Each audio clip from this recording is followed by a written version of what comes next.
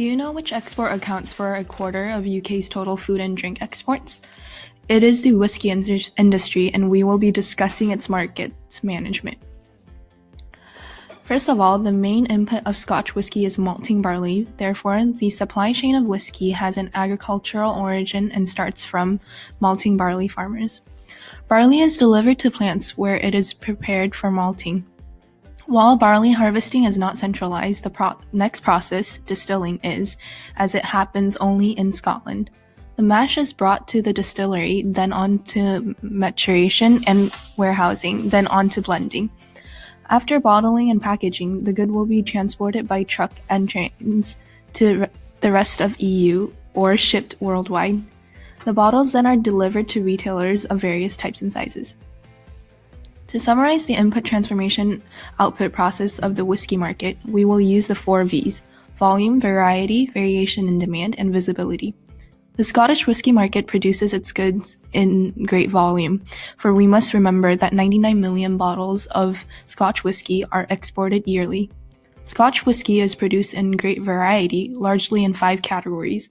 How each is distilled and processed brings a different taste out. Variation in demand is very low, for it produces one type of good, targeting affluent middle-class customers.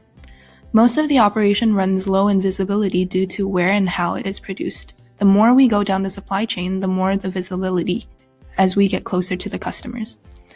Scotch whisky is traditionally manufactured in 5 regions in Scotland. Each region adds variation to the goods provided by contributing unique characteristics and flavors. Whiskey must go through distilling operations, and most distilling industries are in the rural areas. Supply chains that do not come in direct contact with the consumers tend to be allocated in rural areas for efficiency. But to ensure supply, in the face of fluctuating demand, inventory is held close to the market where it is consumed. This increases suppliers' manufacturing and distribution agility.